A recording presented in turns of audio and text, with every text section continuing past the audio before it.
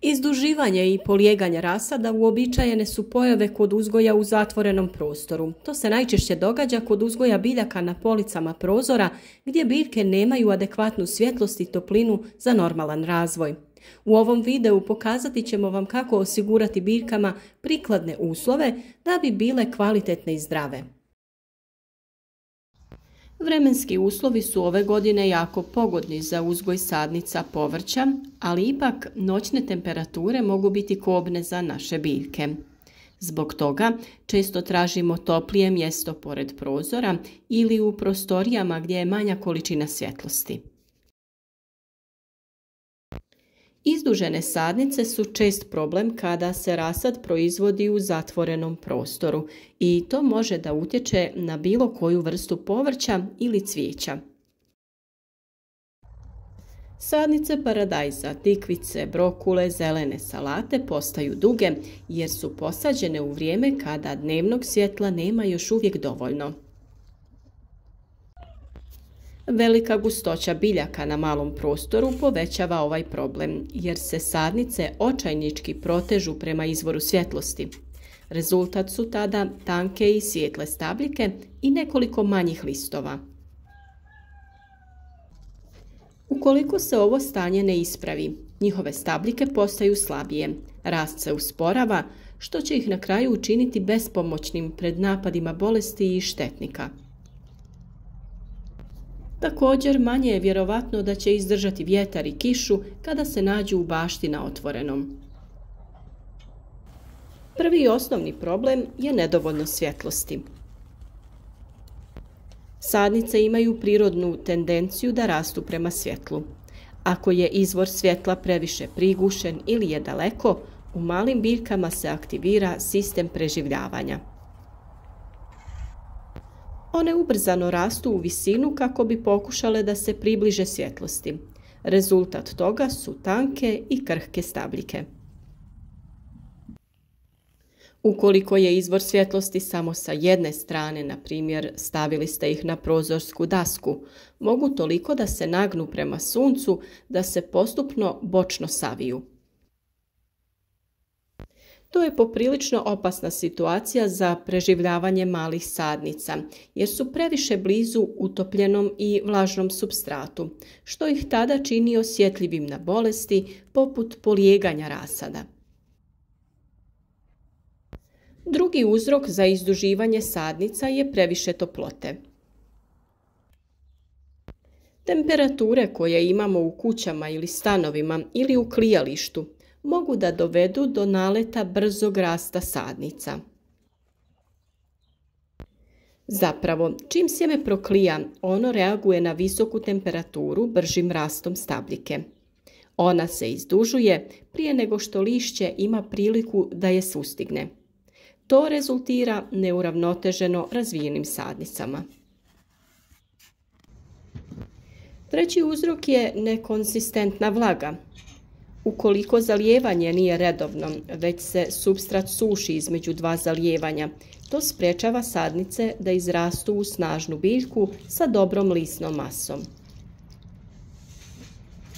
Kontinuirani nedostatak vlage dovešće do toga da im stabljike budu dugačke i tanke i na kraju može da ih ubije, jer neće biti u mogućnosti da pristupe hranjivim materijama koje im trebaju iz tla, to je supstrata. Četvrti razlog zašto se rasad izdužuje je nedovoljno mjesta između sadnica.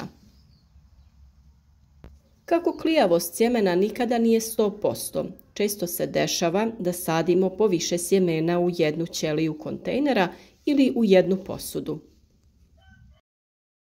Međutim, kada sadnice krenu da rastu, zbog gužve u njihovom životnom prostoru, počinje i natjecanje za svjetlošću. Biljke pokušavaju da rastu sve više i više, odnosno sve više se izdužuju, ne bi li pretekle konkurenciju. Sljedeće pitanje je kako spriječiti dalje izduživanje sadnica. Svi faktori koji utječu na izduživanje sadnica mogu da se poprave i biljke mogu da se ojačaju i spase.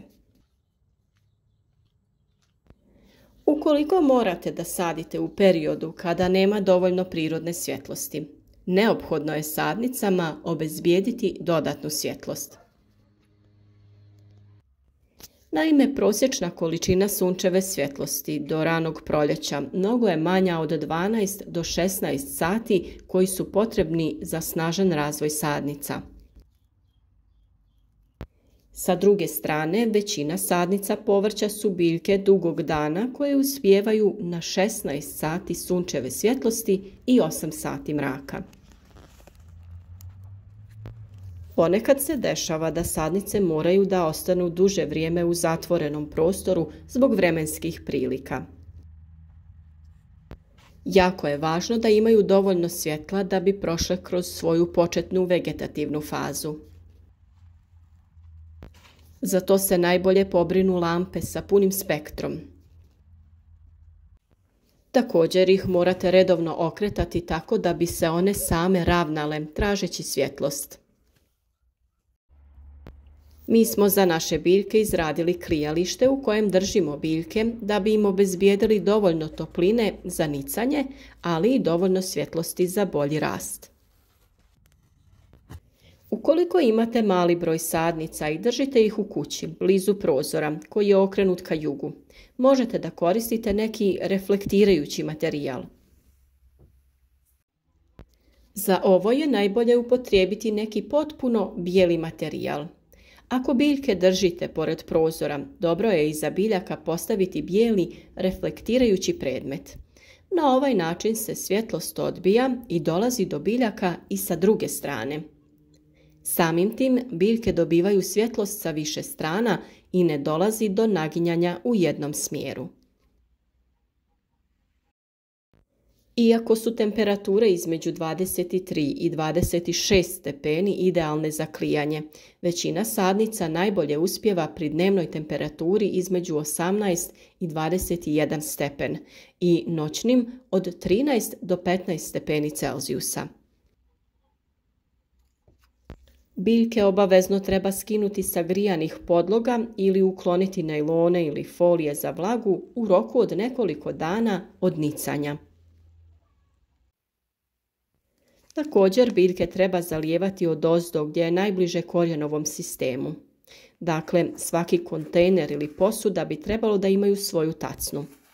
Kada sadnice zalijevate odozgo, nema garancije da se voda spušta sve do dna. To je bitno u slučaju kada imate veću količinu zemlje. Ako sipate vodu u tacne, to osigurava vlažnost koja potiče širenje korijena prema dole, što jača biljke. Naš paradajz je niknuo u roku od 2 dana zbog idealnih uslova u klijalištu. Ovdje možete vidjeti kako je lijepo razvio sitno korijenje. Za zalijevanje se mogu koristiti i banje sa vodom koje su veće od kontejnera sa biljkama, te u njima redovno namakati zemlju. Obavezno uklonite više sadnica koje se bore za svjetlost i vodu. Preporuka je da se odreže višak biljaka i da ostane jedna, najjača, u svakoj ćeliji kontejnera ili posudi. Potaknite razvoj jačih stabljika blagim prelaskom ruke preko njih ili puštanjem ventilatora. Naime, izdužene sadnice ponekad se mogu spasiti svakodnevnim nježnim prelaskom prstiju po vrhovima biljaka. Ovaj jednostavan pokret simulira povjetarac na otvorenom i vara sadnice da misle da im je potrebno da imaju deblje stabljike da bi izdržale vjetrovite uslove. U istu svrhu možete da koristite i ventilator kako bi kreirali blagi povjetarac. Samo pazite na sadnice jer je zemlja sklona bržem isušivanju. Još jedan način da popravite izdužene sadnice jeste da ih nahranite. Kada razviju svoja 2 prava lista, možete da ih prihranite vrlo blagim tečnim hranjivom. Sipa se u vodu koja je u posudi, a zemlja će da upije koliko je potrebno. Sadnice bi u tom trenutku trebale da budu stare najmanje 20 dana. Još jedna metoda koju možete iskoristiti ukoliko želite izbjeći pojavu izduživanja rasada jeste da prostor na kojem se nalaze vaše sadnice ogradite stiroporom. Naravno, on bi trebao biti bijele boje, te bi se od njega reflektirala svjetlost, te bi ju biljke ravnomjerno usvajale. One samim tim ne bi imale potrebu da se naginju prema prozoru ili drugom izvoru svjetlosti. Na ovaj način bile bi okružene svjetlom koje se od stiropor ravnomjerno odbija. Ukoliko se izdužio rasad paradajza, najbolji način da ih ispravite je da posadite sadnice tako što ćete da zakopate stabljike do najnižeg lišća. Ne samo da će ovo riješiti problem, već se preporučuje za jačanje stabljike paradajza i kao pomoć korijenju da razvije veću masu. Ova metoda djeluje i na sadnice patliđana i paradajza, bez obzira da li su izduženi ili ne. Kada je vrijeme pikiranja, ove biljke je najbolje presađivati što dublje, jer se stvara jači korijen preko uronjenog dijela stabljike, te će tako biljka bolje da koristi mineralne tvari iz zemlje, te samim tim i bolje da napreduje. Pored problema sa izduživanjem rasada, javlja se još ozbiljniji problem, a to je polijeganje rasada. Polijeganje rasada ozbiljan je problem s kojim se susreću mnogi vrtlari i poljoprivrednici, koji može uzrokovati velike gubitke u ranoj fazi uzgoja biljaka. Mlade biljke, tek iznikle iz sjemena, iznenada počinju venuti, stabljika im se stanjuje, a na kraju propadaju. Šta uzrokuje ovu bolest i kako je možemo spriječiti prirodnim metodama?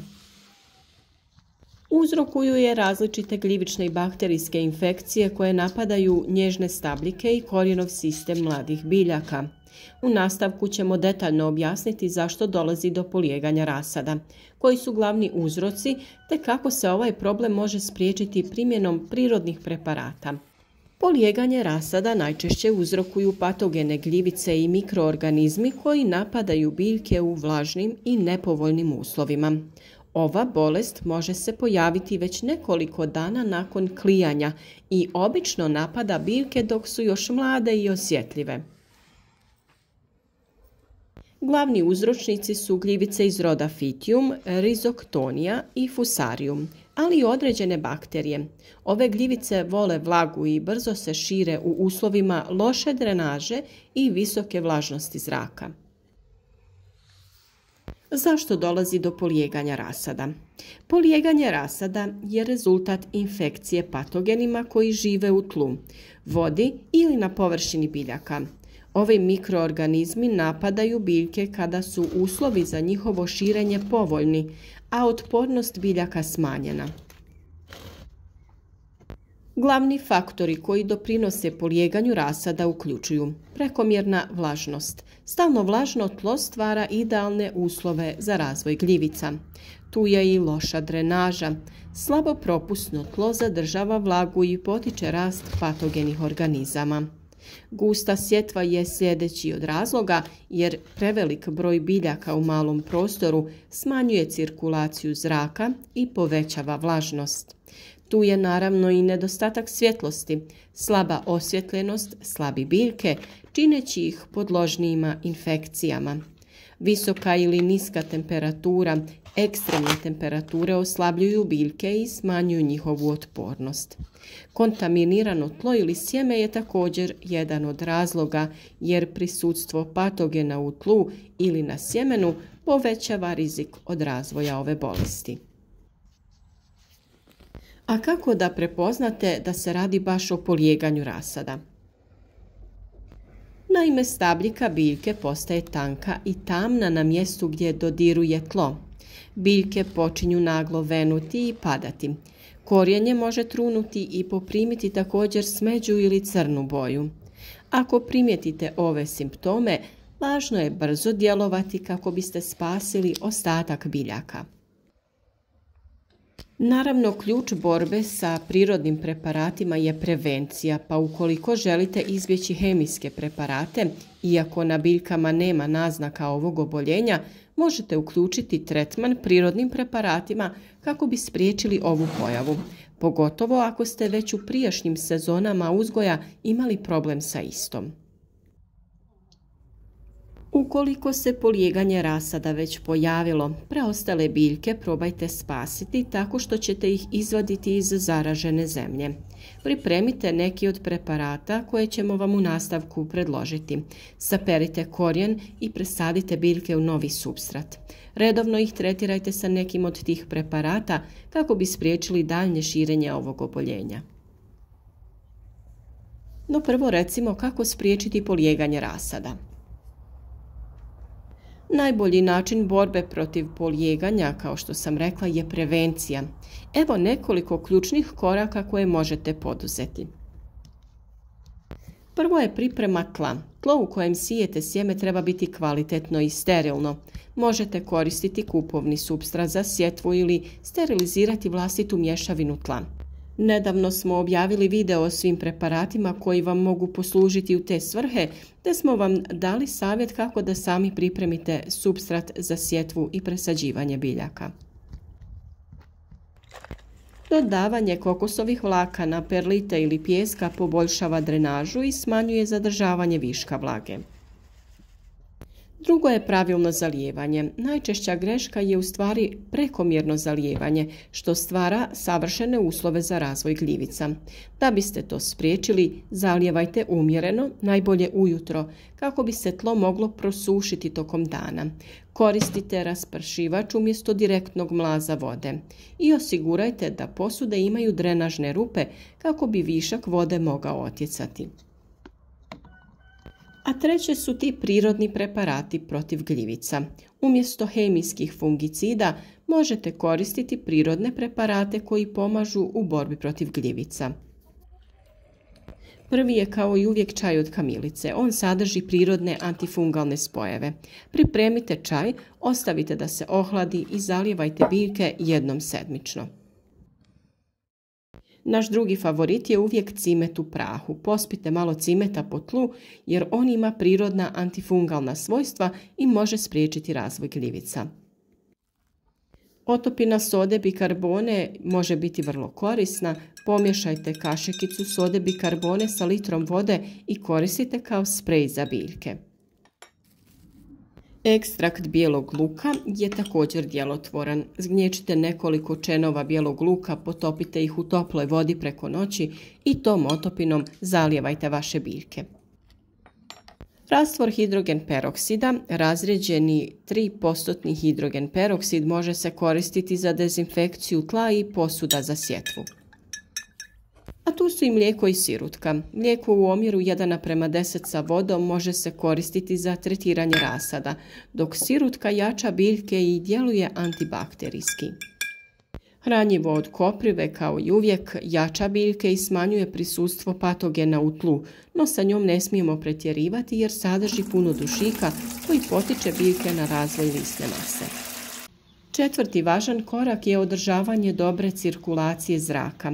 Ona smanjuje vlagu i sprječava razvoj gljivica. A evo kako to postići. Napravite dovoljno prostora između biljaka kako bi zrak mogao slobodno cirkulirati.